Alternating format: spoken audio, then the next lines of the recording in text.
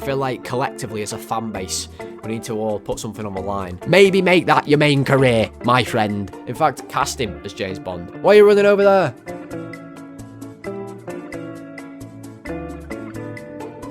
Right, hello everybody, welcome back to the Golden Sky. I'm Tom. Today it is the player ratings for Liverpool's 5-2, yes, 5-2 win against West Ham that's just happened. A weird game. We won 5-2.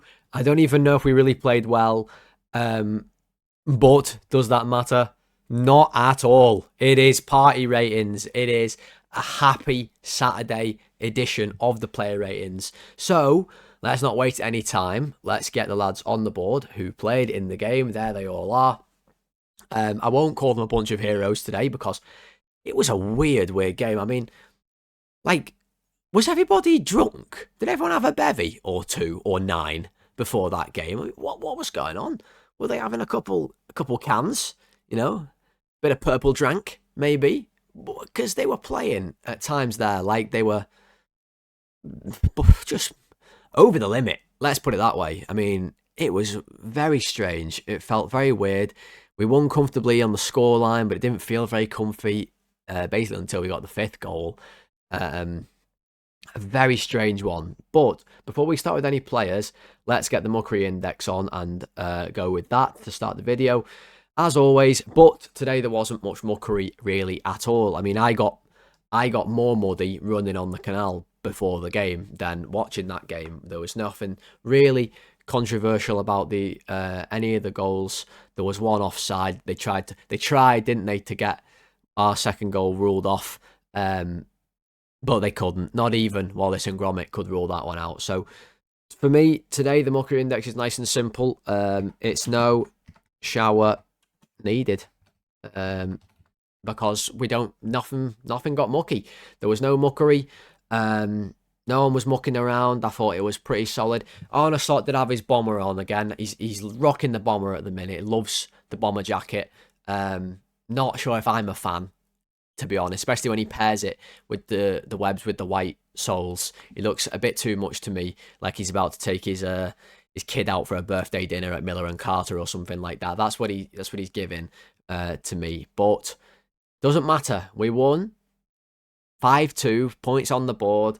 Let's get the players in this one. So, as always, we start with Alisson in the net, who epitomised the drunk performance, really, to be honest. I mean, let's not brush past the good saves he made, because he made a few. There was one decent one in the first half when Fernandes had a crack from distance, and it sort of deflected off, I think it was Szoboszlai, and Alisson just comfortably dove across and caught it. That was a good save.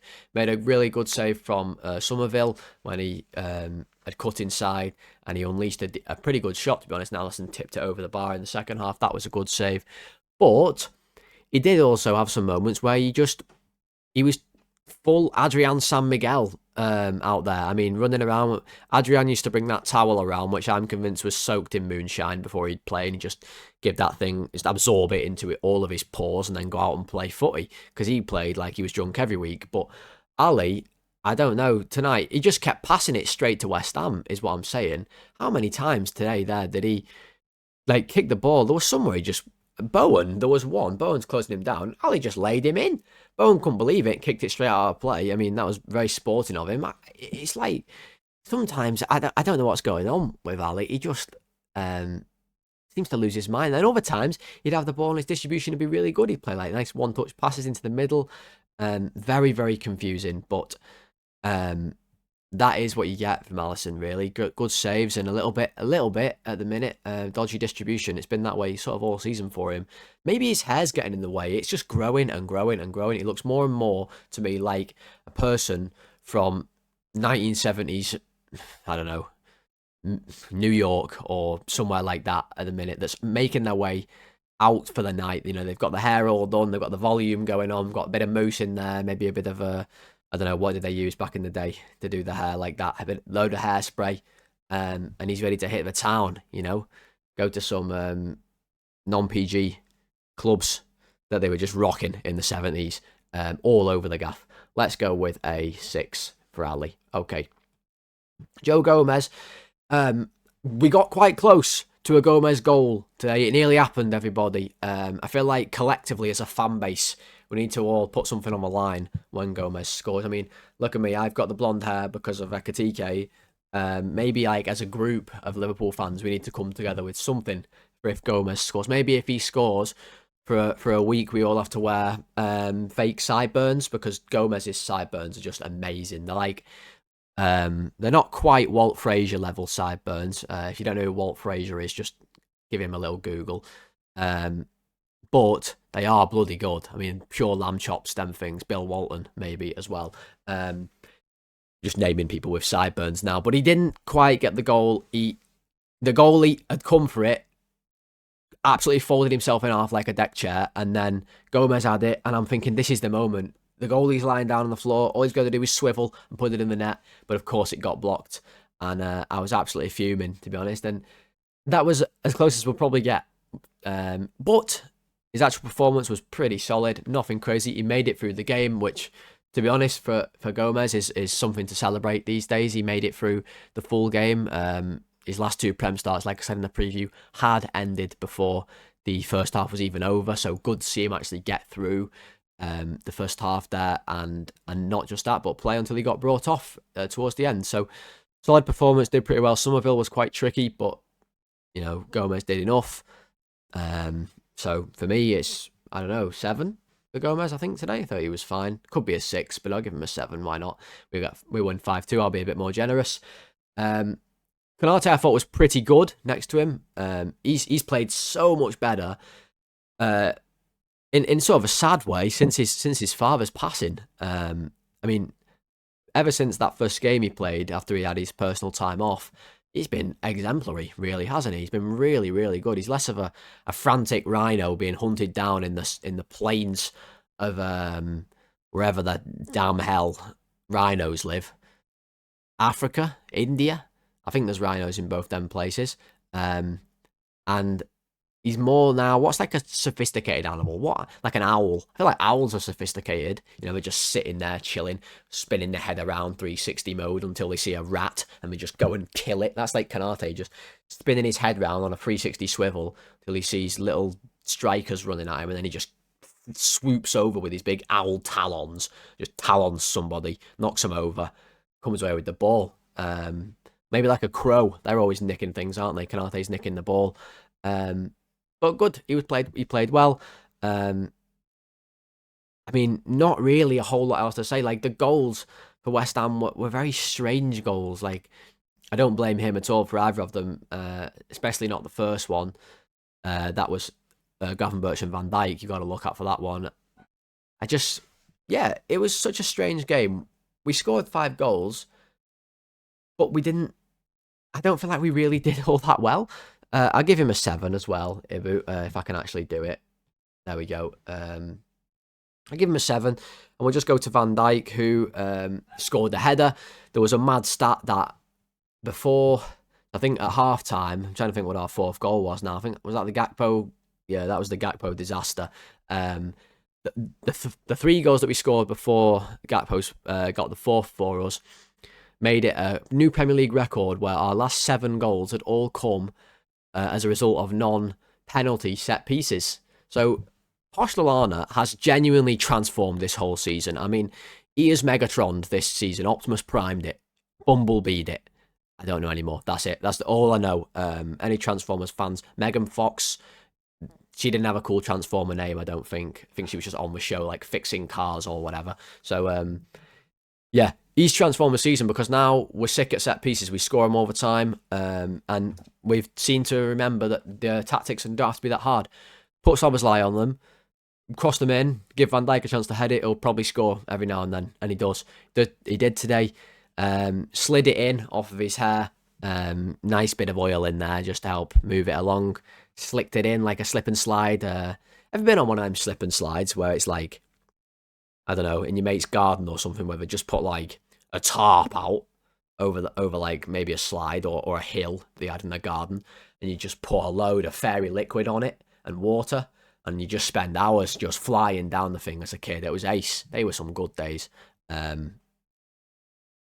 done that in a long time. Not sure I ever will again, now that I've reached adulthood.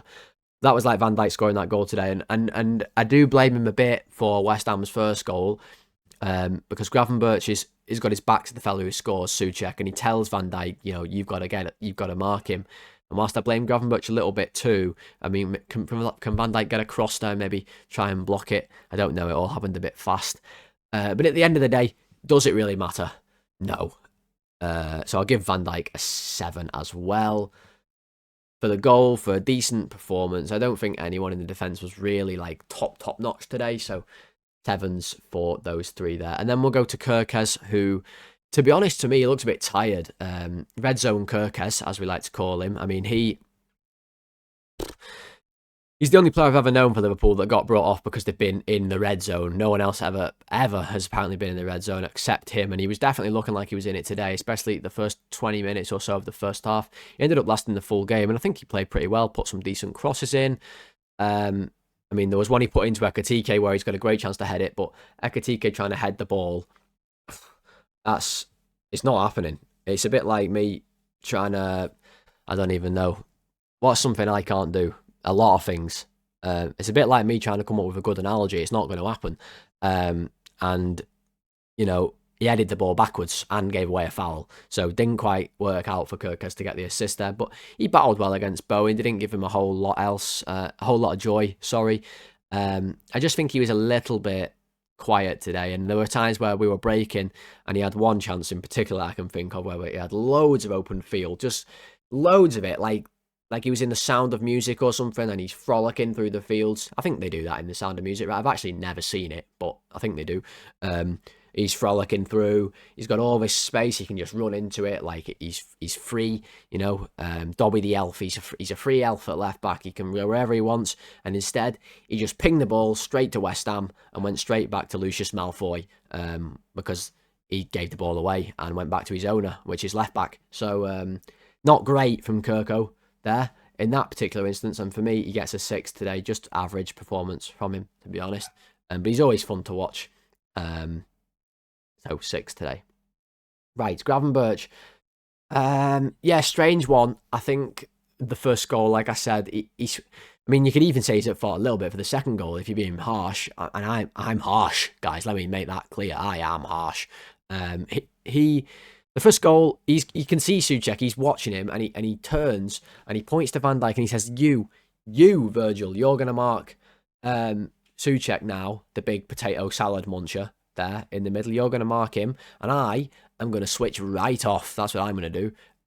Watch this, try this one on for size. And so the cross comes in, and he's not ready to intercept. And this is where I've been saying all season, he doesn't read the game like a defensive-minded player, in my opinion, to be honest. So maybe West Ham's bubbles had got into his brain, and there was too much oxygen knocking around, and I think that's really, really bad for your brain. I'm pretty sure actually divers, when they dive in the sea, when they come up again, don't they have to like get in a chamber or something before there's too much oxygen in their brains, or they like explode or something like that? Have I just made that up, or is that a thing? That might be a thing. Maybe that happened to Gravenberch. Maybe the bubbles had infected his brain and he let Souček go. But then the second goal, the corner comes in and he's on the post. I think it was weird. I don't know. He's on the post, the ball bounces in front of him, and he's still on the post, like he's stuck to it, like glue. Like someone had put him on the post and wrapped a load of duct tape around him and just left him there, just on the post like this. I can't move. I'm stuck.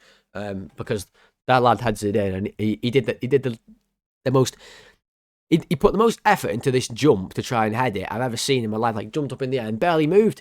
So much effort was in his face, and he barely got off the ground. He was like a big, overweight walrus trying to jump. He didn't go anywhere fast. So, other than that, was he good? I don't know if he was good, really. Like, a bit better in the middle, I would say. A little bit better than at Forester, getting on the ball and maybe moving it forward. Maybe a bit better, but nothing that really wowed me today from Gravenberch, to be honest. So, for me, I'm going to give him a 6, and we'll just go to Allister, who was probably our man of the match, in my opinion, today, Allister. So I'm really pleased for him, because I feel like Mac he had a pretty underwhelming season, Mac, and I feel like recently he's been a player that people have been talking about, like, as though he's completely finished and we should maybe see if we can get rid of him. I don't think that's the case at all. I think today he was good. Muckery has deficiencies, and one of them is that he can't run. That's the biggest one. And I think, we need to. There's lots of midfielders who've been very successful who can't run. Toni Kroos couldn't run, and he was absolutely unbelievable for many, many years. Pirlo couldn't really run, especially in his later years, and he was incredible. Now they're much better than McAllister, sure, but you've got to play to his strengths, and we don't really play to McAllister's strengths. We actually make him run around out there like he's Mo Farah most of the time, just pure Mo botting it around, or McAllister botting it around. I'm doing the Mo bot. For those who can't see me on the podcast, I am currently doing the Mo bot with my blonde hair. This is the blonde bot right here. Ivan Drago, maybe. Do I look a bit like Ivan Drago with the blonde hair? Maybe. I've just pulled that out of nowhere. Anyway, sorry, we're getting sidetracked. McAllister, scores. So that was good. Nice goal, good finish. Thrashed it in at the far post after the corner landed at his feet, and great finish. He's deadly from set pieces, apparently, McAllister. That was Pochettino's whole thing. He's invented this set-piece routine where we give it to the least threatening player, McAllister. Briggsy, the former set-piece coach, had McAllister marking the biggest players on the other team every week. That's a bananas thing, isn't it? Bananas idea. Glad we've scrapped that off and instead got him knocking them in at the other end. So that was good. He did have a couple other chances to score where he went in pure slow motion. I'm talking 0.25 speed to try and shoot, like his brain was buffering. He's just stood there thinking, right, what do I do now? And then his Wi-Fi connection dropped, and then they sent someone out to fix it. Obviously, that takes about a year. You all know that. If your Wi-Fi goes down, someone has to come fix it. You can kiss goodbye to your Wi-Fi for a week. Do they ever go fast, them people? No, not at all. A good job the Wi-Fi works faster than they do, isn't it? When it actually does work. But I'm getting sidetracked again. I think Michael was very good. He competed really well in the middle. I loved it at one point when he goes in, he bodies Souček, wins the ball. He passed it to Gakpo, and we'll pick that story up later when we get to Gakpo. We'll pick the next part of that move up when we get to that absolute pillar on the left wing later in the video. Competed well, used the ball well, thought he was shown for it a lot more. He did play deeper than he did in the second half against Forest today. So, yeah, I'm happy. I'm going to give McAllister an 8. I think he was our best player today. Szoboszlai was a little bit quiet for me. He was in that advanced role that he played in last season. It was quite a similar performance to the one that we saw, to the ones that we were seeing from him last season, I thought, in that game. It was the Szoboszlai of the title-winning season, where he's fine in the game, but he does lack, Szoboszlai, in the killer pass department. That's something he can maybe try and add to his game. He's not really that creative passer type. He's more of a, if he's going to harm you offensively, it's going to be from when he's shooting or crossing. I feel like that's more of his strengths than like threading a ball through a defence. That's more of a Florian Wirtz type skill or attribute. So Szoboszlai, I think he does have deficiencies when he plays that number 10 sort of role. And I think he was fine today. Puts in a good corner for Van Dijk's header. Got a goal and assist for that on FPL, by the way, so that was great. Then he got booked. That pissed me off. That's a -1, obviously, so that was annoying. He just smashed Fernandes for a laugh.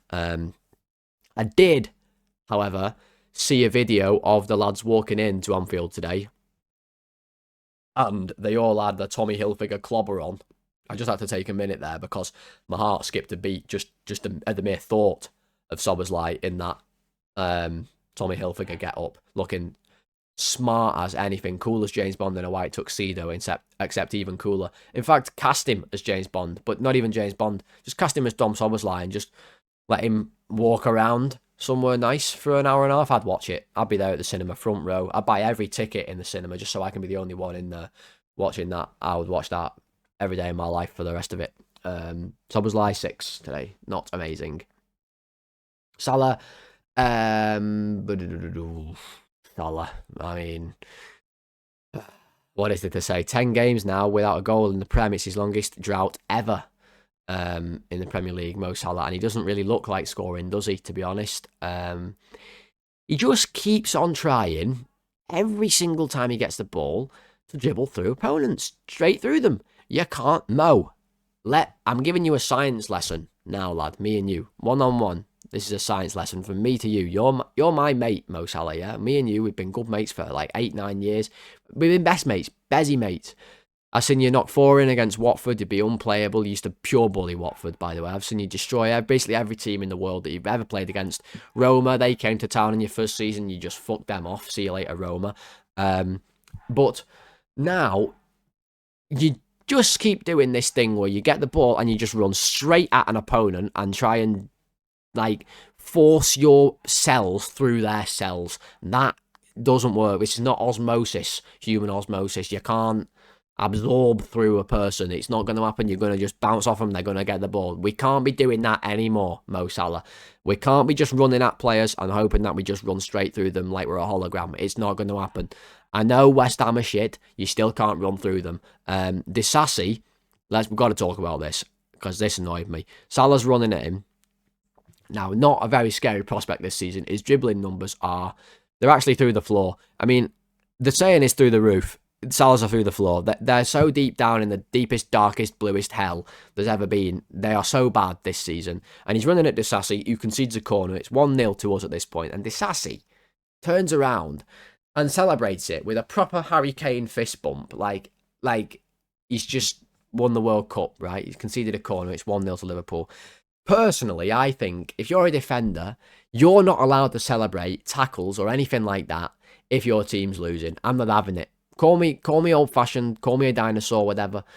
You can't be celebrating anything defensively when your team is losing, especially not conceding a corner, especially not against Mo Salah, who can't dribble the ball. I mean, he's about as good as dribbler as an ant, or what else would be bad at dribbling? What's something that has no legs? A snail.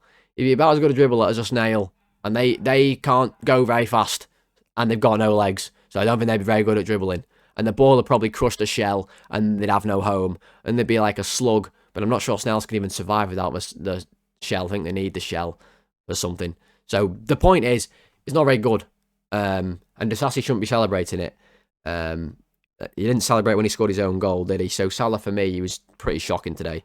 There was a point at the end as well when he should have laid Frimpong in, and he didn't. He tried to score. His shot's going nowhere near the goal. So for me, God, what's too harsh? I think 3. My finger was hovering over 3. I think he was awful, to be honest. Ekitike comes out. He's got braids. Before any of you say it, any single one of you, if any of you have already commented it, I'm not having it. I am not braiding my hair. That's not happening. I'm pretty sure that's cultural appropriation as well. I'm pretty damn sure I'm not allowed to braid my hair, even if you lot all want me to. I'm pretty sure that is not happening. It never will happen in any lifetime. My hair is not getting braided. This is bad enough, okay?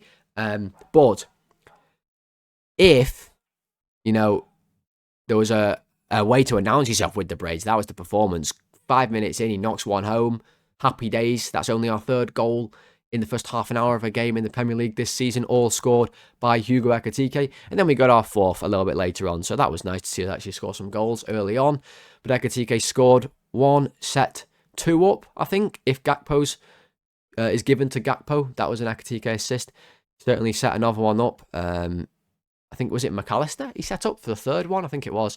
Not a crazy assist, but still gets it. Great play from him. In this game, he did come out second half with his socks around his ankles, which was a little bit worrying because that's, as we all know, a telltale sign that he's knackered. And then he did get subbed.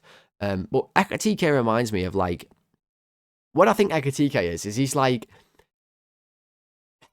if Divock Origi reached his full potential and then had steroids and played on the meanest PEDs you've ever seen in your life. That's Hugo Ekitike at this point in time. At this moment in his career, he's like a Lance Armstrong version of the best version of Divock Origi. Have I made sense there of what I'm saying? That's what he reminds me of. He does a lot of good things. He can't head the ball to save his life. He literally can't head it, no matter what hairstyle he's got. He can't head it.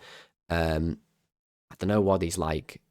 The ball hits his head. He's like a giraffe, and his neck just flies over, like flops over in half, and he just gets nothing, no direction, no power on it. It just floats away. He can't head it. But other than that, he's quality, isn't he? I mean, some of his dribbling is excellent. He showed for the ball a lot today, dropping deep. Really like to see that. I thought he linked up well. There was a couple of times he was using Kerkez. I just thought he played well. not like a performance from him that's going to, you know, really light me on fire. And I feel like I'm missing something. I feel like there was a moment in the game where he could have done something, or there's like a big moment that I'm missing. And you've got to bear with me on this, guys, because, you know, I do this all in one take most of the time. You know, there's no cuts. I'm going pure memory off of the game. And right now what I'm doing is I'm what's it called? I'm tap dancing, trying to remember, but I can't remember. So I'm just going to move on, and I'm going to give him a 7. And if it comes to me, then I'll yell it out. But I think it's just a 7 for Ekitike. Oh, should I give him an 8? Ah, let's give him an 8. Why not? Why not? Let's give him an 8. Because that'll be the last 8 we give, I imagine. Because Gakpo... Guys, we need to have a conversation, okay? We need to have a conversation. I cannot watch this guy play 90 minutes of football anymore. I cannot. I need whatever toxic devices or liquids or anything. I'm talking hydrochloric acid. I'm talking sulfuric acid. I'm talking bleach, cyanide, anything like that. Whatever it is, mix it all together, okay? Put it in a little, not a little, a big cauldron like a witch, yeah? Mix it all together, okay? Put it into the biggest syringes you can possibly find, shove them right in my eyeballs and inject that into the eyes, because I cannot see this guy play 90 minutes of football for Liverpool anymore. I just can't. Now, I'm going to preface this before I say anything else. I'm sure Cody Gakpo is a proper sound fella. I watched a video in midweek. Liverpool did 500 million interviews this week, by the way. There's just too many that come out on YouTube. It honestly blows my mind. I watched one this week. It was something... It was a brand thing with UPS or whatever. And they went and delivered... shirts to businesses or something, right? Local businesses or whatever, right? I watched that. It was Verts, it was Armin Pesci, and it was someone else, I can't remember. And they said in that video that Cody Gakpo is well into his business. He likes real, like, houses and all that stuff he's invested in. Well, I tell you what, Cody, lad, maybe make that your main career, my friend, because I can't watch you play on the wing for Liverpool anymore. And how he scored the goal today is nothing short, and I'm being deadly serious when I say this, nothing short of a goddamn first class, shoot you in the ass, slap you in the face miracle is what it is. His goal is him cutting in. Every shot he has gets blocked. Every single shot ever in the history of the world I'm getting madder as I speak, gets blocked. He cuts inside, has a shot. He got double blocked. Double block. And somehow found its way in. And he's there. The goal goes in. He's pointing up in the sky. Nice one, God. Thank you so much. I felt like thanking God. God, thank you for making Gakpo finally score a goal. Finally something went in for him, because, oh my God, he's so annoying. Like I said, when McAllister passing the ball, we're going to pick that up again. McAllister passing the ball.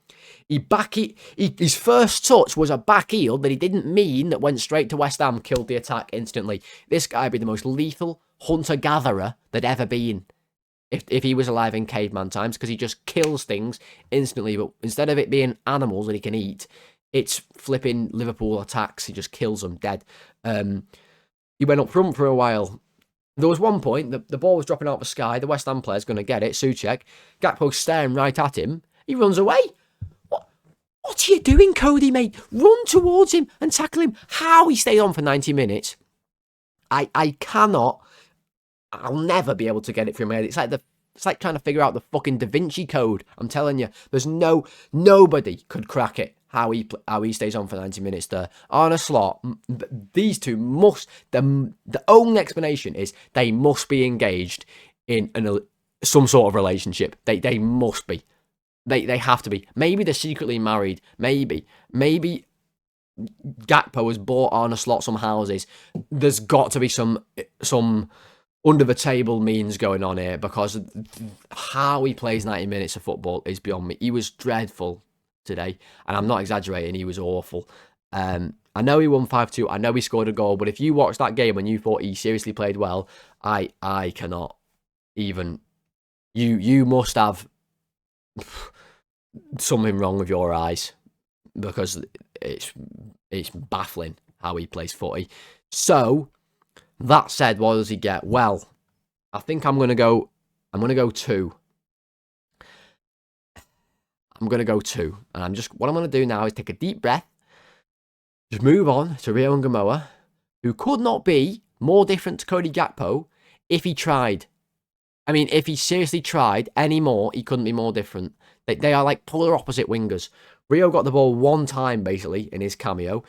He runs at his man instantly. Not away from goal, by the way. Not running off to Timbuktu like Gakpo does. Gets the ball, he turns around, he's off to the United States of America. He's running the wrong fucking way. Gakpo, the goal's over here, lad. Why are you running over there? Rio runs straight at the goal. It's a little step over, beats one man. He's running at Wan-Bissaka, who's a pretty good defensive fullback, by the way. Running right at him.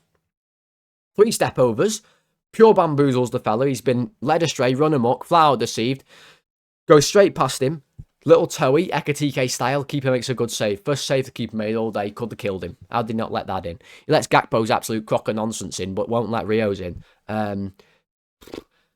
Rio is good. Rio is boss, and he should be playing more. How Gakpo stayed on for 90, Rio got 15 minutes, and it wasn't even for Gakpo, makes me mad. It makes me properly cross.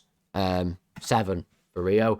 And Frimpong, what an absolute beautiful cameo it was from him as well. He came on with Rio, and we were much better for it. I mean, he goes to right back, and we look so dangerous when he's overlapping. I mean, we obviously create the 5th goal as a result of that, just pure meeping it down the side. Knocks the ball in, and Disasi not winning his net. Maybe he thought he should celebrate, and he just decided to score a goal. Wrong end, dickhead. Unlucky. You conceded a goal again. Celebrate that one. Won a free kick again from just being really fast. What else can you say about Frimpong? He's such a threat.